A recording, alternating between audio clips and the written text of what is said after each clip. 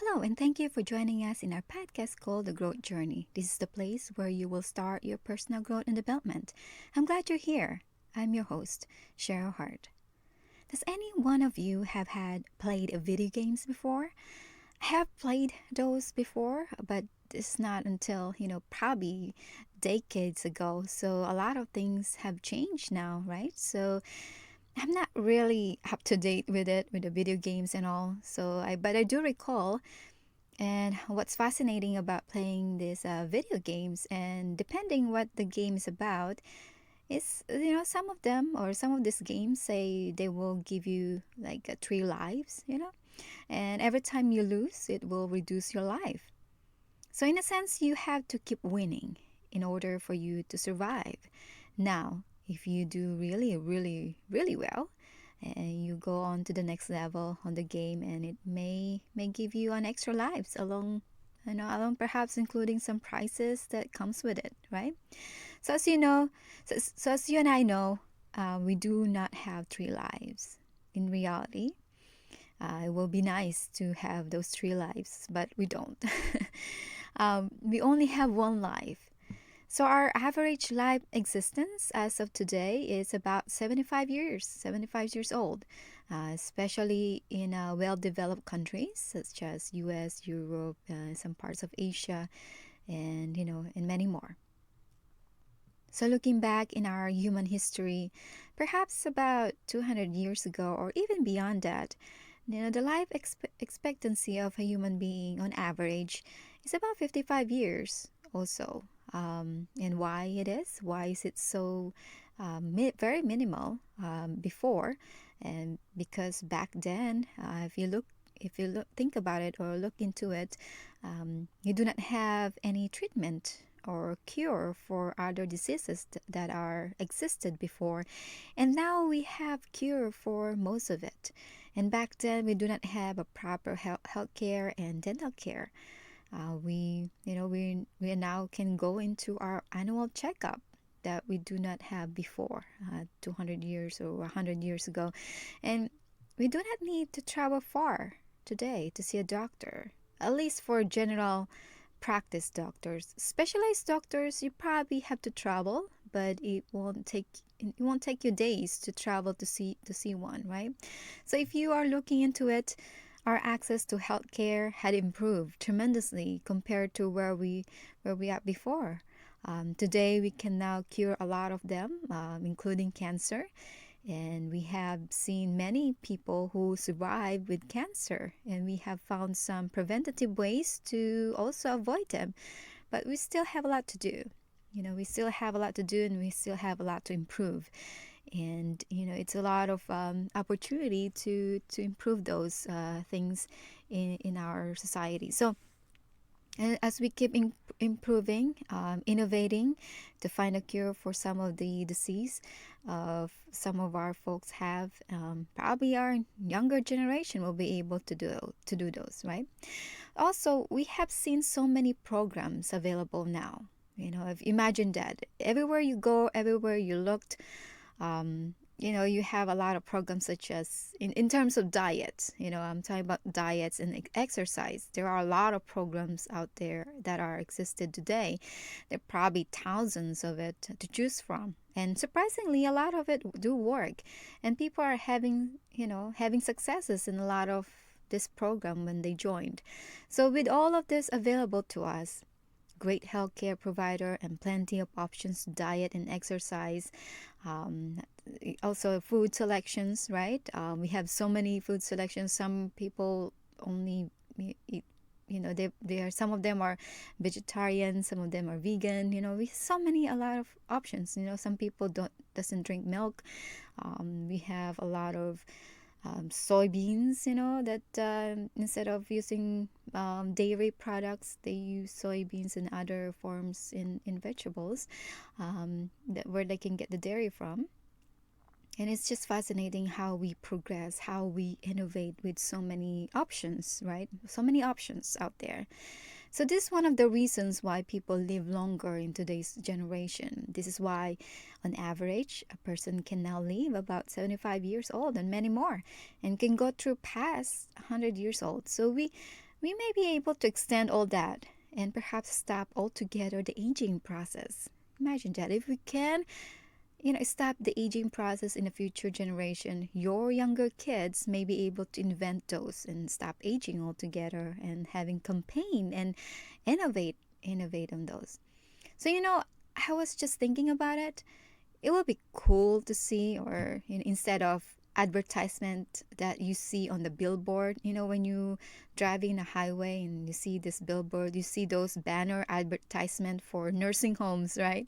And they always catering it to our old grandparents and all. And you know what? I would rather see advertisement for stop aging. How about that, right? Stop aging, and maybe create a Facebook ad or any social media ad with a big banner, right? With a quote that says, you can say that, such as "Stop aging." Is a cure for nursing homes. So there you go. So stop aging is a cure for nursing homes. It will be so nice, to see that, and also it will be nice if it's available right now, right? So there you go. So that's another innovative ideas for you if you can stop aging altogether. And you know how to create one, and you probably, who knows, probably you're already creating that idea. It will be a good to have, and you will serve 7 billion population in planet Earth. So that will be, that will be a great success for science, especially. So maybe able to, if you got to that point, we'll be able to put the nursing home out of business, right? If you do it right. So that's a good, future thinking. So hey, it's a part of business, right? You have to innovate and grow as well. It is part of the growth journey for the business, and growth's not just for personal growth and development, and everything has to grow, even the business. So everyone needs to grow, even a business that you have or someone's have. So now going back to our topic for today about, do you struggle with time? So it has been said that from the moment you were conceived and then you were born, your expiration clock began ticking. So when you ask someone what it is about time that we are most worried about, and someone will say this, five things that someone will say. So number one is, what is about time that we are most worried about. So number one is to get old and realize that you didn't accomplish as much as you hoped for and planned for, because life happens, and we get busy. And number two, you probably have someone who got away, that you truly want him or her to be part of your life, but at that time you didn't have the strength and courage to do it or approach the person, and now it's too late, and you guys already both part ways. And the third one is to see opportunities go by and not having the time to retrieve them. So you probably have this great opportunity, but somehow, somewhere, for some reason, you are unable to take that opportunity. So number four will be, how about this? So to see your loved ones, especially if you see the loved ones pass away, and now you are by yourself, you are alone. And before, the two of you are together, now you're alone. And the fifth one will be, you probably wish that you prioritize your health and didn't neglect it at all, so you can enjoy more the fruition of your hard labor from your younger years. So those are things that we probably go through, in our thoughts and minds sometimes. What are the times that we are worried about? Of course, getting old, having opportunities just go by, a person that we just got away, passing away of the loved ones. So you're hoping that you have more time to spend time with them, and also about your health. You have so many things that you wanted to do. Either you going to mountain climbing or rock climbing or whatnot, but because of your health you weren't able to do that. It is hard. It's hard in order to have anything meaningful or anything at all in our existence. The struggle against time is always at stake because you cannot bring those back. So hearing this, what goes into your mind? It is very sad, is it? It's very sad knowing that we all going to be gone in this world too. So on top of that all, we know that we will be gone soon. So this is why time is your most precious commodity on earth, and you cannot exchange time, and you cannot bring back time, and most importantly, you cannot buy time. So this probably might sound so low and put down, or perhaps depressing feelings, but I just want to tell you that this is the reality. Right? This is the reality that we're facing every day about time. When we struggle with time, I also would like to give you some reality check, and that is, yes, time is so important. We have only a very limited resources on time, but if you do live it well, your time is good enough. This is why every day, every time we wake up in the morning, there is another chance.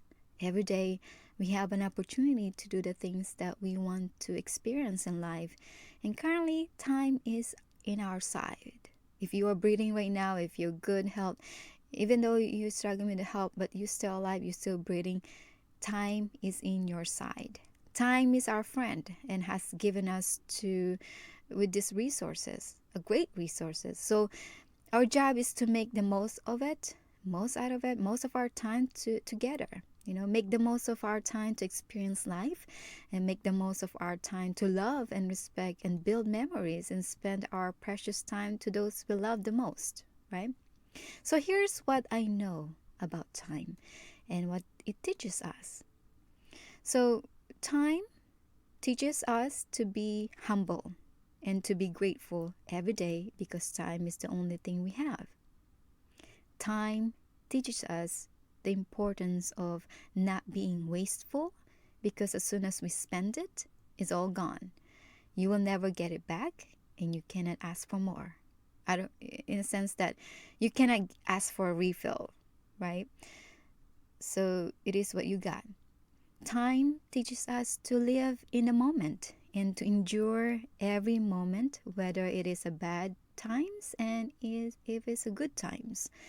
Time has a great way to remind us as we all go through different stages in our life, every year and every decades added into our life.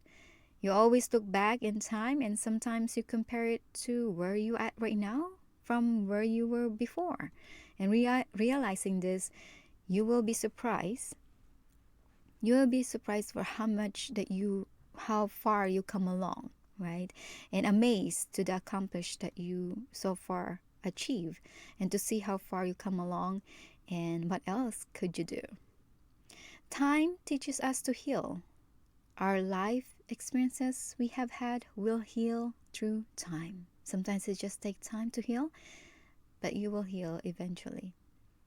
Time teaches us to prioritize what's important. Knowing you only have limited time, you will learn how to prioritize it.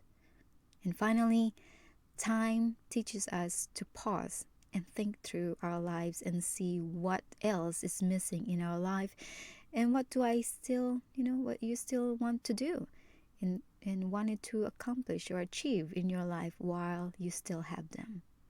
So you see, there's some teaching moment about time. This is why perhaps that's the reason why we have very limited resources on time to think it's true. How are we gonna spend it? And in a good way, and you spend it all in a better way. If this is the case, then you are thinking about what else is missing and what do you still want to do or achieve in your life. You may be asking yourself this question: do I still have enough time to do them and achieve them? So one of the reasons that people have, perhaps when they struggle or think about that they are struggling with time, it is not about not finding time or how to spend their time, although that could be a reason too. But I think that it is mostly because of having regret in life. And they become paralyzed and stop their track to keep moving forward. So let me talk about regrets because I think this is the major reasons why people, thinking about they struggle with time and, they can't really move forward beyond that, you know. So we tend to dwell, as a human being, we tend to dwell on regrets, don't we? There are times regret is so strong that it causes us to fear to do anything else or to do anything today, and that will help us for in the future.